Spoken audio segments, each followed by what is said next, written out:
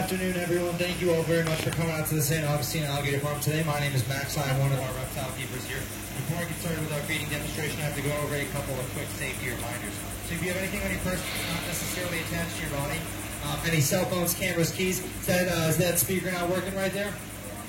It's working now. All right, so we might have some technical difficulties. Sometimes the heat affects with our electrical equipment sometimes. So if I do cut in and out, please bear with me a little bit. I'll try to get our set working here. But if you guys have anything that's on your person that's not necessarily attached to your body, any cups, cell phones, cameras, keys, water bottles, anything that might be sitting on these posts or these ledges in front of you, we want to pull all of those items in right now. We don't want anything falling into this enclosure, especially around this time. I give you 33 pretty good reasons as to why we don't want that to happen. Isn't that right, guys? However, if something does fall into the enclosure, we do understand accidents can happen, and something about the size of a pair of sunglasses can be pretty harmful to our animals, believe it or not. So we really want to get that item back if we can do so safely. So don't hesitate to grab a staff member if an accident does happen. But like I said, this is our feeding demonstration, so let's get started. I hope everyone here is having a good day. Are you guys having a good day today? Awesome. Now, these guys seem excited, especially for this feeding show right now. Now we're going to be feeding out a couple of different food items to start. Now, the first of which is going to be this crocodile pellet or this biscuit right here. Now, this pellet that I'm feeding out is made up of all sorts of things that these animals will be getting out in the wild that they absolutely love. Now, it's a big blend of vitamins, minerals, and nutrients, but it is a fish-based diet. And as you can see, it makes a little bit of a ripple on the water. These animals can locate where that food is using those little detectors on their faces called ISOs, and they can take a nice little snack for themselves. Now, you can notice a man-made diet. They absolutely love it. That was made by a company called Missouri.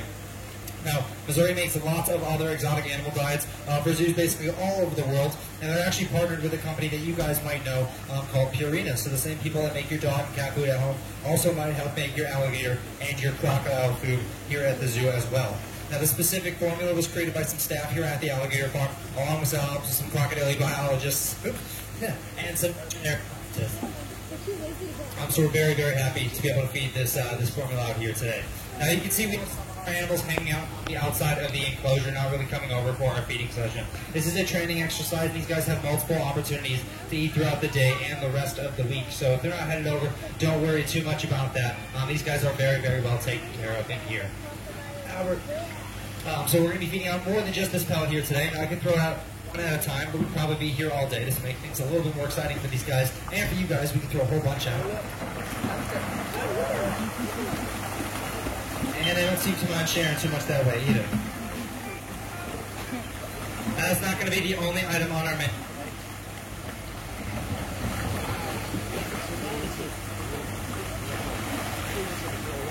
We are also going to be feeding out these whole prey items. Now, these are going to be our large rats. We feed these out for a couple of different reasons. One, those pellets have all of their general nutrition, vitamins, minerals, nutrients, all sorts of great stuff to keep them healthy. While these rats have their general calorie consumption. I'll go over how much they're going to eat in just a little bit. These rats are kind of the equivalent of a steak for these guys. Well, those pellets out there are kind of the equivalent of maybe their vitamins or some protein bars. Now, they absolutely love those pellets, but as you can imagine, they really like sinking their teeth into a nice juicy piece of meat as well. Now, all of our animals in the water look pretty busy, so we'll see if we can get one of our animals hanging out on land over there. Now, if you do notice that right under our friend's snout right there. Now, he might notice where it is and try to catch it, but he does have a little bit of a hard time seeing it. Nice job there, buddy. Alligators that have their eyes located on top of their head, so if something does fall right under that jawline or right in front of their nose, there's going to be a little bit of a blind spot where they're not going to be able to see it. Now, if you do see him use surgeon for it, he found it. They have a great sense of smell. If we do throw out any more bread, any of our animals being out on land, they're looking around for those food items. They know it's there. They're just trying to find it a little bit. They can't tell exactly where it is when it's that close. Now, quick history harvest. I cut on it. There we go. 125 years. So we originally opened our doors in 1893, and we're located a little bit down the street at Anastasia State Park. However, in the 1920s, a series of natural disasters came through our area. Fires and floods rendered our last location useless to us. So we moved here in the 1920s, and we've been here ever since. Now, in the 1930s, we were bought by our current owners, the Drisdale family, and they took us from being a facility that only has the American alligators, which is all these happy, smiling faces down here below me. If anyone comes over and is interested, we might get someone interested in just a little bit. They're all still working on their pellet.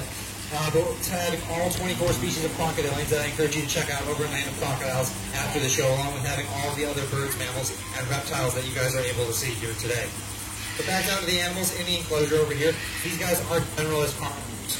It means generally, if it fits into their mouth, they're going to try to take a bite out of it.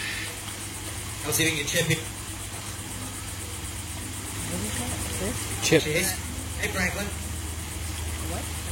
We got Chip and Franklin hanging out right here. Now, this is a training session. Like I said, it is a pretty hot day today, so these guys may or may not be interested in coming over and doing some of our closer feedings today, so we can throw out a couple more food items until these guys get a little bit ready.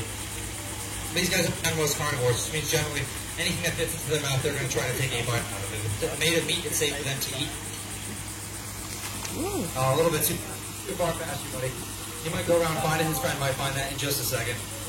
But it's going to range from a variety of poultry items, from our small rats right there, down to the size of fish or insect, over to the size, up to the size of a large deer. Now, when these animals do get a hold of something larger than what it fits inside their mouth, they're going to have to do what TV has dubbed the death roll.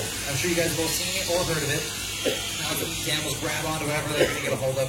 Use those nice 70 to 80 conical shaped teeth. You found it. They're rib, twist, and turn, basically grab whatever they can get a hold of and rip it off of whatever they're grabbing onto. Now, the reason for that is, if you see our friend hanging out there, it looks like he's chewing on his food, but he's actually not, because our alligators can't chew their food. They can't move their jaw side to side, so when you do see him chomping down on them, they're just trying to reposition it in their throat to let gravity bring it down the hatch for them. Now, they do have to rip off some smaller pieces of food, but that is advantageous for them, because they're not going to eat nearly as much food as you probably think. Now, Casey here, if he's interested, is only going to eat about 80 to 90 pounds of food a year. Nice job. Now, those 80 to 90 pounds of food a year is going to be a variety of things that I was just saying. But put that in perspective for how much food you guys would be eating in comparison. That'd be about the equivalent of you eating one large Subway sandwich a week. So let's say you pick one day of the week, let's say it's today, you guys went and got yourself a favorite $5 footlong, you got that 52 times in the year. That's the only food that you guys would be eating. That's the same amount of food that our animals are going to be eating down here. Now, the reason for that is they are cold-blooded, so they don't waste nearly as many calories as we do. Shaking, shivering, sweating, maintaining our body temperature. These guys can rely on their environment to do that for them. So they're really, really efficient at using those calories. These guys are generalist carnivores, and they're going to use those nice conical-shaped teeth that they have there to grab onto those prey items. Now, their teeth are shaped a little bit different than maybe your shark's teeth or your Komodo dragon teeth. Interesting alligator.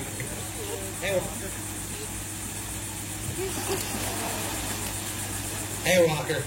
Got to get a little bit closer for that one. If not, it's Scoop a chance. Hey, Scoop. Now, they're going to use those 70 to 80 conical-shaped teeth to grab onto whatever they can get a hold of. Nice job. A little bit different than the sharks and Komodo dragon teeth that are going to be ripping and shredding, grabbing off whatever piece of meat that they can get a hold of. They're going to be doing to grab prey is they're going to be using those nice big tails that you've seen them swimming with. Now, those big tails that you can see behind them is all laterally compressed muscle. Now, that muscle is going to be the force that drives them through the water, allows them to get that nice big jump that you've been seeing out of these animals. Now, in some deeper pools and when they don't have all their friends stepping on their heads and on their backs, these animals can get about 2/3 of their entire body length out of the water. Now, a large animal like Hunter hanging out right here, who is our second largest animal in the enclosure, coming in right around 13.5 feet in length, just a couple inches shorter than that. We get about 8 or 9 feet out of the water when he was in a perfect situation. Now, all our animals here are giving us pretty good jumps, so we'll see maybe Bob right here actually is this crazy. Hey, crazy right here might be interested in giving us another jump. Maybe it's that Bob hanging out on his back. He looks a little bit more interested, so we'll give him a chance as well. Now, if you guys do hear me calling names in here, I'm calling specific alligators. They have a true cerebral cortex. Nice job. It's the part of your brain responsible for thinking, learning, and remembering. So those names help us single out individuals, especially for situations like this show. Let's give all our animals a round of applause. They gave some great jumps today. Thank you guys all very much for coming out to the alligator farm, spending your day at the zoo with us. If you guys have any questions, we'd be more than happy to answer them. If not, our next show is going to be right back down here at 4 o'clock. I hope you guys have a great rest of your day.